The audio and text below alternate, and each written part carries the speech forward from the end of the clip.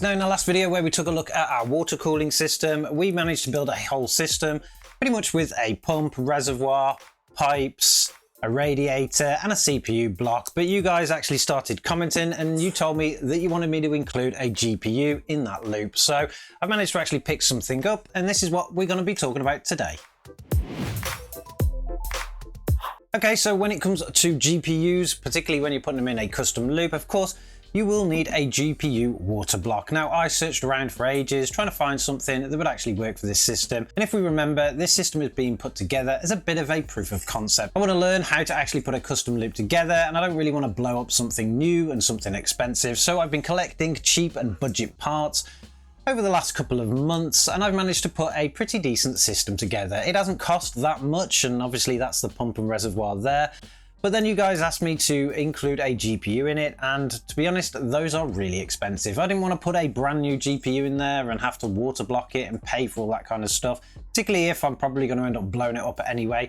So I searched around and I waited and I waited, and I eventually found this on eBay. This is of course an older and pre-owned GPU that already has a water block on it. I believe under this water block it is an AMD Radeon HD 6970. I say I believe because the listing didn't really say, but I'm kind of going from the numbers on the front of the block there. Of course, this graphics card is not going to be any good for gaming. It's pretty old now. It's only got 2 GB of VRAM, but we're not really interested in that. We actually just want it to boot up and give us a picture, as well as get some water through it. Now, the water block on this is an EK Waterblock's water block, and it was probably really expensive when it was actually released. It does have a back plate and it has the water block on the front, but I thought that we could just tear it down, maybe give it a clean, repaste it up, and we'll see what's actually underneath them and what goes into building them. Now, this structure doesn't seem too complex. We've got a bunch of kind of hex screws on the back, and they go through into the water block on the front, as well as some cool little kind of nuts on each corner, particularly where the water block isn't. So it shouldn't be too difficult to take apart, but of course we'll need some tools. So let's grab some tools and then we'll see if we can actually get this thing apart without actually breaking anything. Now, in terms for tools for this, we don't really need a lot. We've got a socket there which should fit the little nuts, and then we've just got a basic Allen key because the heads on these screws are just Allens anyway. So we should be able to just undo the nuts on the side, and we'll make sure that we keep them. They do come with these little plastic washers. I will have to drop that off in a minute. Undo each nut in each corner. Just flip the card over. We should have some screws. So we've got some spare screws there. We have a little plastic washer that's popped off. We need the other one from that. And we've got another one in this corner here, so we'll pop the screw out and we'll save the washer for that as well. And then we of course need to take the water block off itself. So we've also got some extra washers here. They must actually come from the inside of the plate, so we'll make sure we look out for the third one. Actually, I can see the third one in here. It's actually squished between the back plate and that. We'll turn it over and then we'll start undoing the screws from the water block. But we just need to wind them out. This should actually be threading into the block itself, so there are no nuts on the other side of it. And looking at it, the screws are slightly longer, so we'll need to keep them separately, but we'll keep taking them out until we can actually get this block apart. Now, it appears there's only 3 screws that are actually holding that block in place, and we've got lots more with these little plastic washers coming off. Hopefully we can save them all and we don't lose any of them, but we'll just try and crack this block off now. And apparently it's still very, very stuck, so I'm not exactly sure what's holding it anymore, but we'll keep going and we'll see if we can actually get the back plate off. So there we go. So we've got the back plate off now. It looks as though the screws that we've removed actually just hold the back plate onto the card itself. We've got lots of these little plastic washers. We'll make sure all of them go back.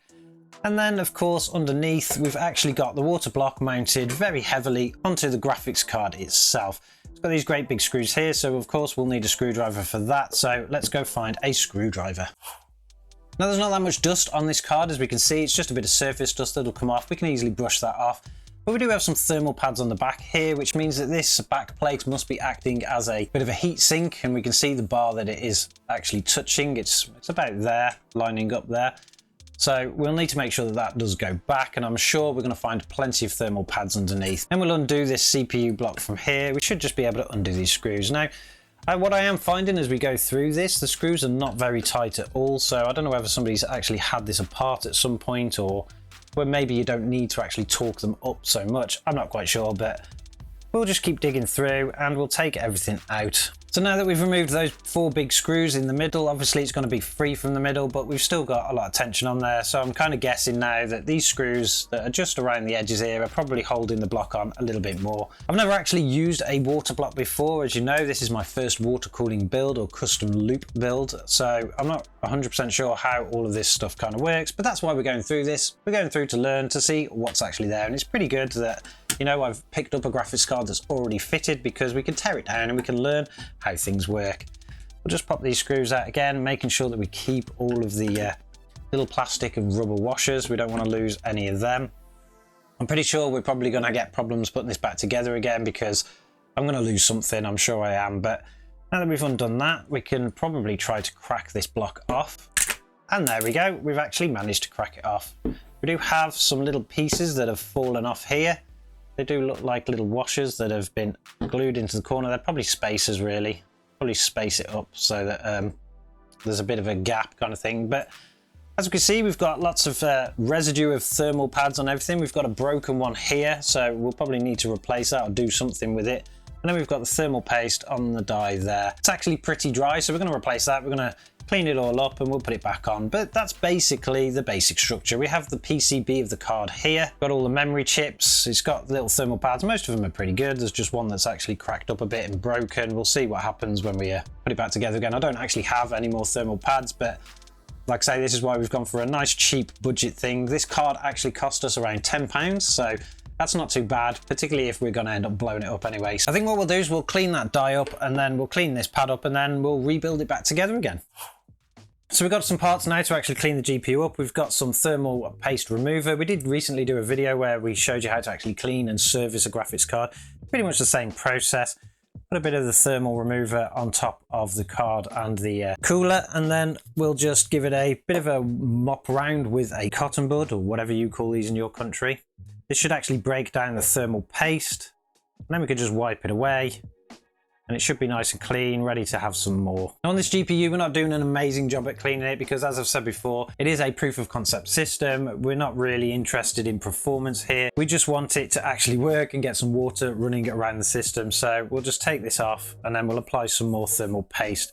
For the thermal paste, we're not going anything fancy. We've just gone for some very cheap thermal paste here, just because if we need to do it again or tear it down again, it's not going to cost a lot to do. Usually I would use MX4, but this one is super cheap and it's going to do the job fine. But we'll put some thermal paste on top of the die, and then we'll use this little spatula just to kind of flatten it off and straighten it all off. Now I'm not going to touch any of the thermal pads on this because I don't want to break them up. I don't have any spares, but the card has actually got its new thermal paste on there, and we're going to put it to the side. So let's take a look at the water block itself. The water block is a very simple design. We have a lot of spaces that keep falling off, so we're going to have to figure out what we do there. They all seem to be stuck on with some kind of thermal compounds, or somebody's done that probably to hold them still at some point. Hopefully it will hold when we put it back together again.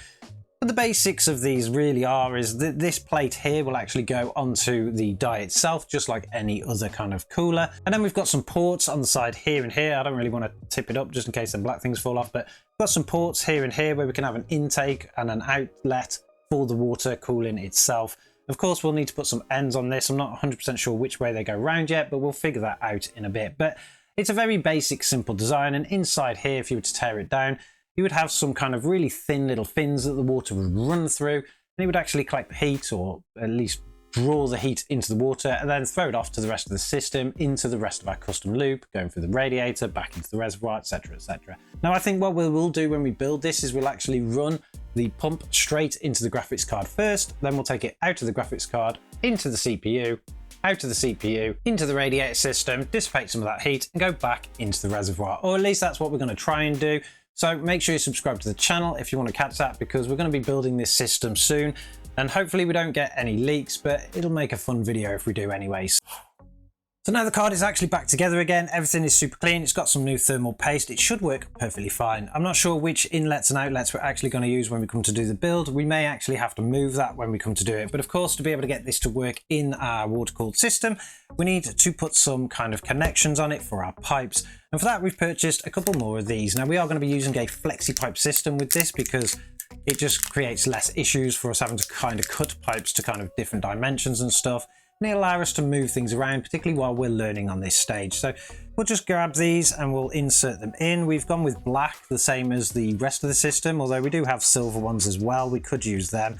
But effectively, they'll just screw into the card here, and then they'll put the pipe on, and then the collar will go on there. We did show you that or demonstrate that in our last video, and we'll link that at the end if you want to watch it. Or you just can make sure that you subscribe, because obviously in the next video, when we start looking at our water cooling system, we're going to be fitting it into a system. Now, I do have a system in mind for what we're going to be using on that one. It's one that we don't actually mind losing, which is great, because we can kind of foresee that this probably is going to go horribly wrong compared to what we're doing. But for now, we're going to be using these kind of things, and we'll just grit this one and we'll get it inserted into here. Now, again, in the last video, we did do a pressure test on the whole system that we were going to be using. And of course, now that we've included a GPU, we're going to have to do that pressure testing again, but we'll cover that again in the next video. But apart from that, our graphics card is now ready to go, ready to be installed into the system, get our pipe work on and see if everything works. Let me know in the comments below if you've done this before, if you have any hints and tips on what we should do next, if there's anything else we should have done to this graphics card beforehand. It would be really nice to know before I actually install it in the system. And I'm sure, as always, we will catch you guys in the next one.